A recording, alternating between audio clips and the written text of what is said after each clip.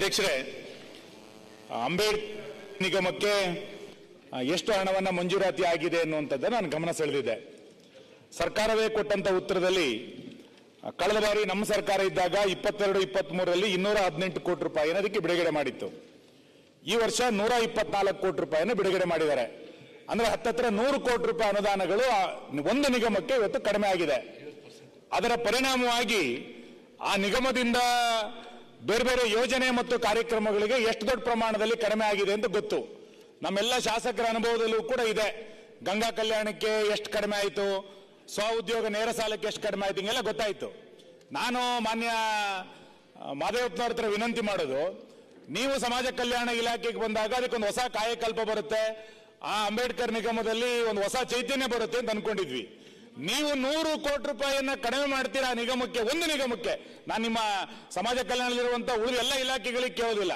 ಒಂದು ನಿಗಮಕ್ಕೆ ಇಷ್ಟು ದೊಡ್ಡ ಪ್ರಮಾಣದಲ್ಲಿ ಹಣ ಕಡಿಮೆ ಆಗುತ್ತೆ ಅಂತ ಆದ್ರೆ ಆ ಸಮುದಾಯದಿಂದ ಬರ್ತಾ ಇರೋ ಜನರಿಗೆ ಈ ಸರ್ಕಾರ ಯಾವ ನ್ಯಾಯವನ್ನು ಕೊಟ್ಟಿದೆ ಅನ್ನೋದು ಮೊದಲನೇದು.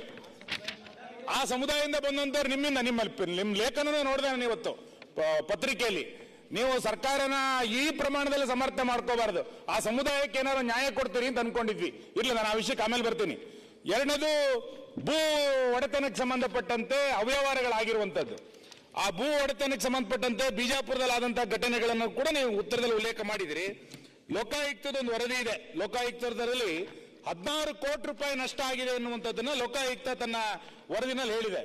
ಇಷ್ಟು ದೊಡ್ಡ ಪ್ರಮಾಣದಲ್ಲಿ ನಷ್ಟ ಆಗ್ತಾ ಇರುವಂತಹ ಸಂದರ್ಭದಲ್ಲಿ ಯಾರಿಗೆ ನಿಜವಾಗಿ ಭೂ ಒಡೆತನದ ಜಮೀನುಗಳು ಸಿಗಬೇಕಾಗಿತ್ತೋ ಅವರಿಗೆ ಸಿಗೋದ್ರೆಲ್ಲ ಒಂದು ಕಡೆ ಅನ್ಯಾಯ ಆಗಿದೆ.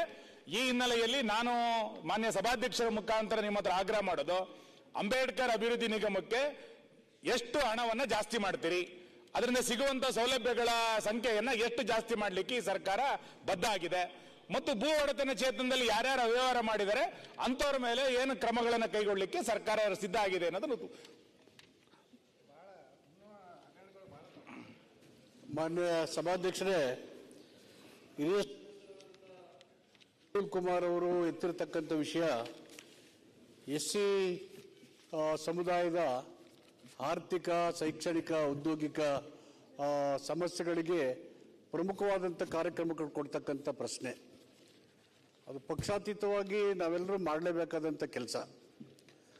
ಕಳೆದ ಸಾಲಿನಲ್ಲಿ ಕೊಟ್ಟಂಥ ಹಣ ಮತ್ತು ಹಿಂದಿನ ಸಾಲ ಕೊಡ್ತಕ್ಕಂಥ ಹಣನ ಹೇಳುವಾಗ ಒಂದು ನಮ್ಮ ಟರ್ನ್ ಕಿ ಇದರಲ್ಲಿ ಒಂದು ಕಡೆ ಎಲ್ಲ ಕನ್ಸಾಲಿಡೇಟ್ ಆಗಿತ್ತು ಇದು.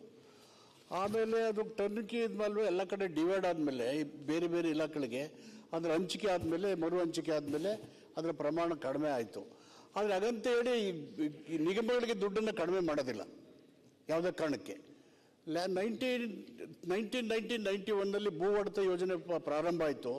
ಭೂ ಒಡೆತನ ಯೋಜನೆ ನಮ್ಮ ಈ ಸಮುದಾಯಕ್ಕೆ ಅತ್ಯಂತ ಪ್ರಮುಖವಾಗಿರ್ತಕ್ಕಂಥದ್ದು.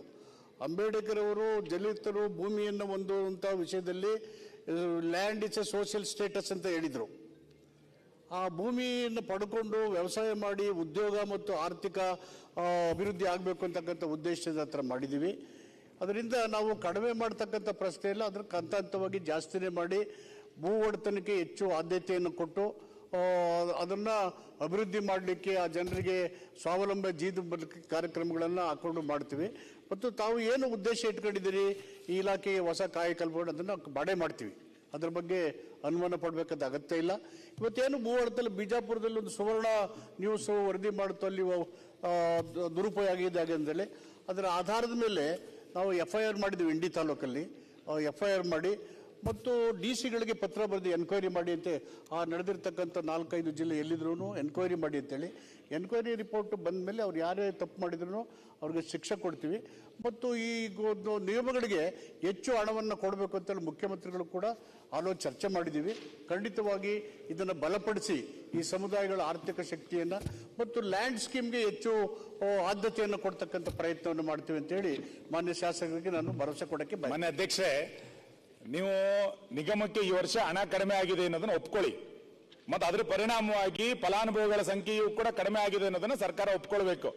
ನಾನು ಆಗ್ಲೇ ಹೇಳಿದಂತೆ 218 ಕೋಟಿ ರೂಪಾಯಿ ಕಳೆದ ವರ್ಷ ಇತ್ತು, ಈ ವರ್ಷ 124 ಕೋಟಿ. ನಿಮ್ಮ ಆನ್ಸರ್ ಅಲ್ಲಿ ಹೇಳ್ತಾ ಇದ್ದೀರಿ ನೀವು 124 ಕೋಟಿ ರೂಪಾಯಿ ಬಿಡುಗಡೆ ಆಗಿದ್ರಲ್ಲಿ ಬಳಕೆ ಆಗಿದ್ದು 104 ಕೋಟಿ, ಅಲ್ಲೂ 20 ಕೋಟಿ ರೂಪಾಯಿ ಕಡಿಮೆ ಆಯ್ತು. ಅಗೇನ್ ಇದನ್ನ ಏನು ಅಂತ ಹೇಳಿ, ಮತ್ತೆ ಆ ನಿಗಮಕ್ಕೆ ಹಣ ಜಾಸ್ತಿ ಆಗಬೇಕು ಅನ್ನೋದ್ರ ಬಗ್ಗೆ ಎಲ್ಲರದ್ದು ಭಿನ್ನಾಭಿಪ್ರಾಯ ಇಲ್ಲ, ನಾವೇ ಬಜೆಟ್ ಅನ್ನು ಪಾಸ್ ಮಾಡಿಕೊಟ್ಟಿರೋದು. ಎರಡನೇದು ನಂದು ಬಹಳ ನಿಮ್ಮ ಗಮನ ಸೆಳೀತಾ ಇರುವಂತದ್ದು, ಭೂ ಒಡೆತನದ ಯೋಜನೆಯಲ್ಲಿ ಗರಿಷ್ಠ ಮಿತಿ 20 ಲಕ್ಷ ರೂಪಾಯಿಯನ್ನ ಇಟ್ಟಿದ್ದೀರಿ ನೀವು.